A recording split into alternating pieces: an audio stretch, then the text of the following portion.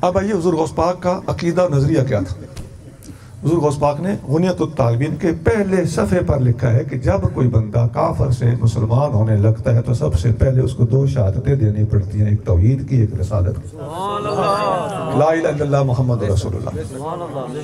اب وہ دائرہ اسلام میں داخل ہو گیا اور یہاں غوث پاک لکھنی پہلے صفحے کی پہلی سطریں آپ فرماتے ہیں دین اگر کوئی دنیا میں ہے تو اس کا نام اسلام ہے، اسلام کے علاوہ کسی اور دین کو اللہ تعالیٰ قبول نہیں کرتا، لہذا اسلام میں داخل ہونا پڑے گا، کلمہ شہادت پڑھنا پڑے گا، پھر وہ بندہ کفر سے نکلے گا، اسلام میں آئے گا، اور اسلام کے سوا اللہ کو کوئی دین قبول نہیں ہے۔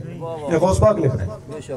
یا میں پتہ کیوں کہہ رہا ہوں کہ اسلام کے سوا دین اللہ کو کوئی قبول نہیں ہے؟ یا آپ پر تو فٹ ہی نہیں ہوتی یہ بات، آپ اور ہم تو پہلے ہی مسلمان ہیں، لیکن آپ کو سونا پتہ ہونا چاہیے۔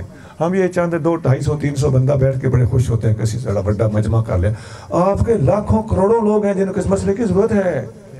یونیورسٹیوں میں، کالجوں میں آپ کے بعض بڑے بڑے، میں کچھ نہ کھاؤں، آپ کی اسمبلیوں میں کالی بھیڑیں گھسی ہوئی ہیں جو کہتے ہیں کہ میرا مذہب انسانیت ہے۔ نیٹ کھولو نا، پتہ چلے گا انسانیت کوئی مذہب نہیں ہے، مذہب قرآن کہتا ہے ان الدین عند اللہ الاسلام، اللہ کے ہاں اگر کوئی دین ہے تو اس کا نام اسلام ہے۔ فَمَنْ يَبْتَغِ غَيْرَ الْإِسْلَامِ دِينًا فَلَنْ يُقْبَلَ مِنْهُ، جو اسلام کے سوا کوئی اور مذہب ڈھونڈے گا، کوئی اور دین ڈھونڈے گا، اللہ قبول نہیں کرے گا۔